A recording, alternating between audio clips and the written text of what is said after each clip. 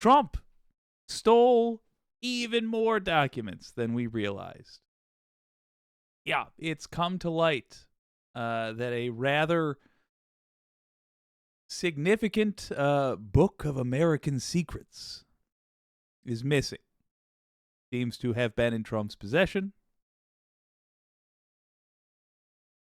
And now the government wants it back. Let's not mess around. Here's the article. It's on Reuters.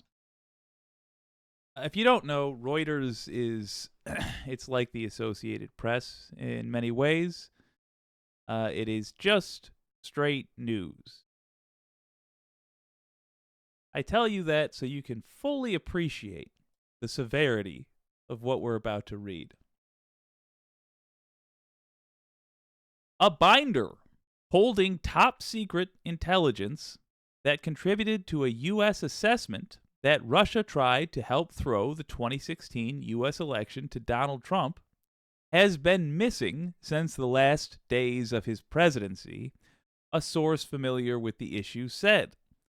The Russia intelligence was included with other documents in a binder that Trump directed the CIA to send to the White House just before he left office so he could declassify materials related to the FBI probe of Russian interference in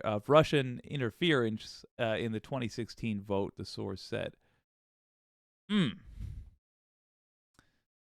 Russia materials included highly classified raw intelligence gathered by the U.S. and NATO allies, fueling fears that the methods used to collect the information could be compromised, the source added.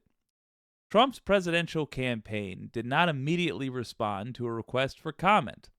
The Office of the Director of National Intelligence in January 2017 released an assessment that found Russian President Vladimir Putin and his government conducted a campaign of disinformation and cyber attacks to help Trump's election chances by denigrating his Democratic foe, Hillary Clinton. So real quick, if you hate Hillary and you love Trump, odds are that's because Putin wanted you to. And he predicted that you were gullible and took advantage of that. By the way, there's plenty of reasons to hate Hillary. There's just no reasons to love Trump.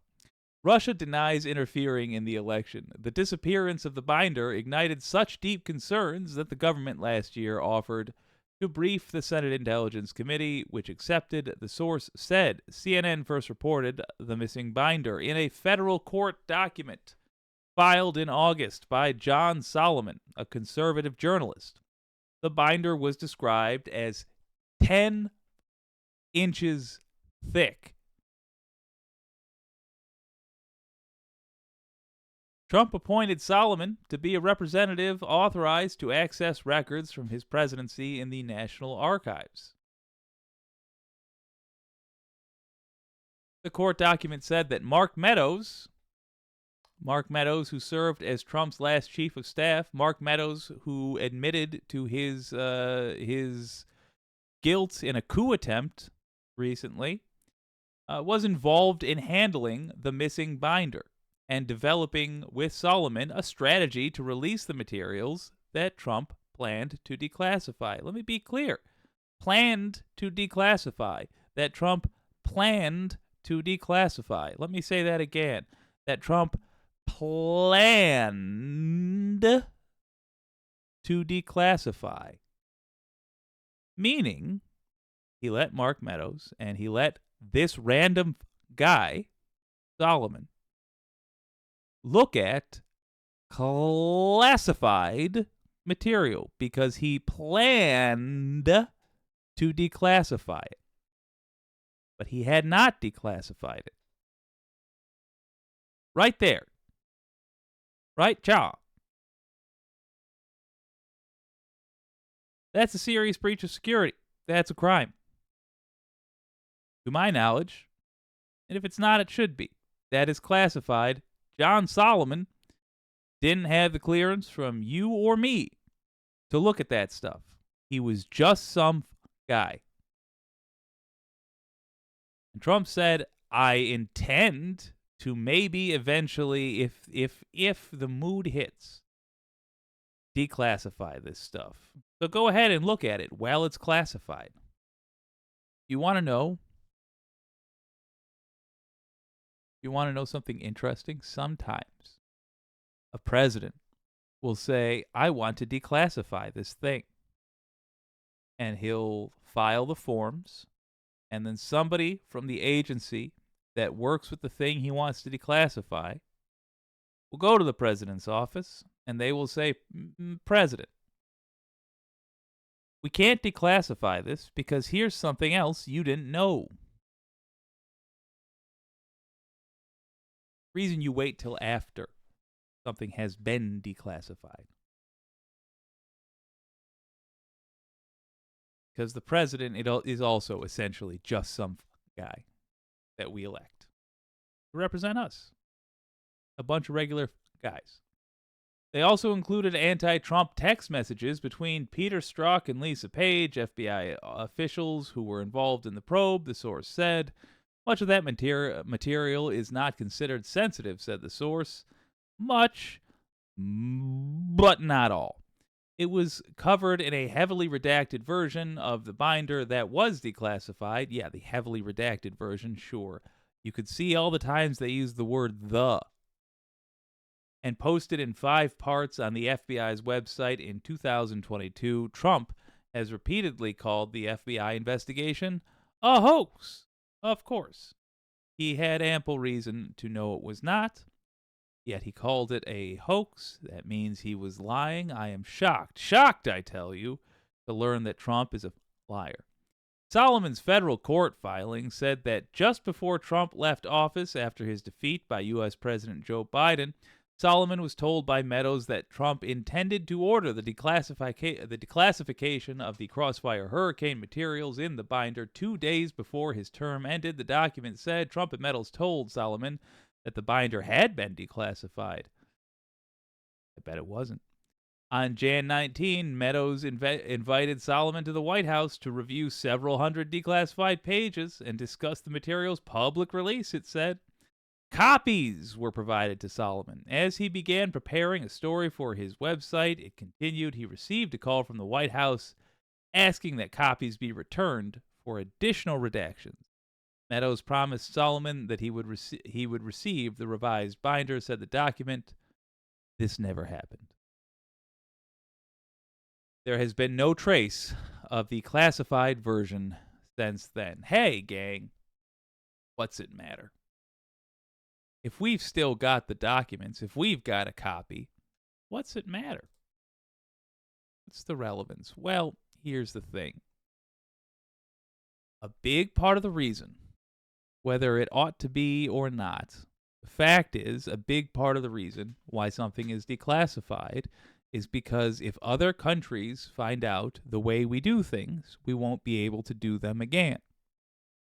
That is the nature of spycraft, or so I am told.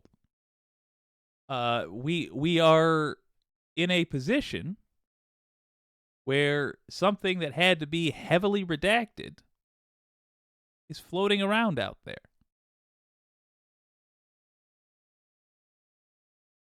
Because why? Because Trump doesn't take you very seriously. He doesn't take your security very seriously.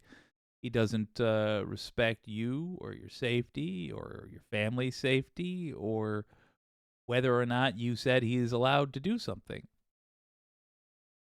He's a terrible human being. Hey, don't worry.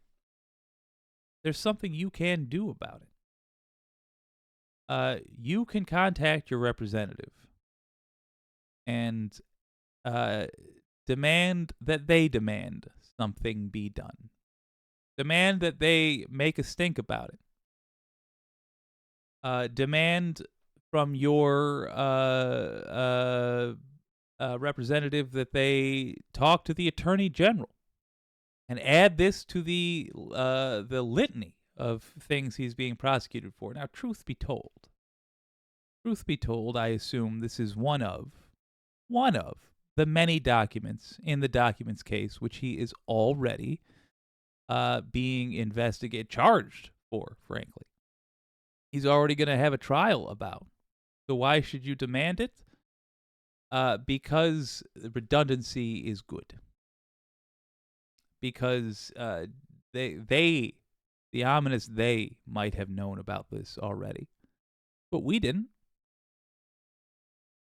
They should have to be reassuring us that this is being handled, that this is being prosecuted. This specifically is being prosecuted. And until we have an announcement saying this specifically is being prosecuted, like, say, from the Attorney General, we should assume it's not and demand that it be handled in a court of law.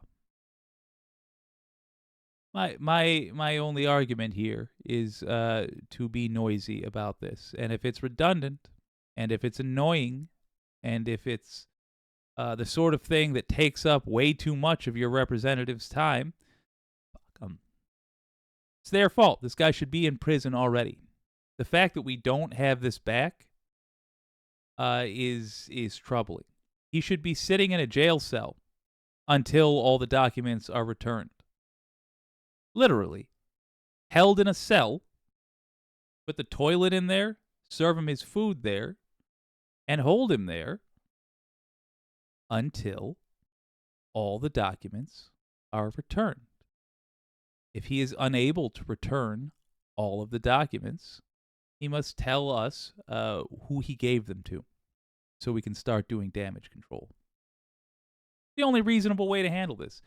So contact your representatives. We have more on this in a moment, but I do hope that you will consider being annoying about this, because at a minimum, that's what these irresponsible folks that have run our country into the ground deserve. Annoyance.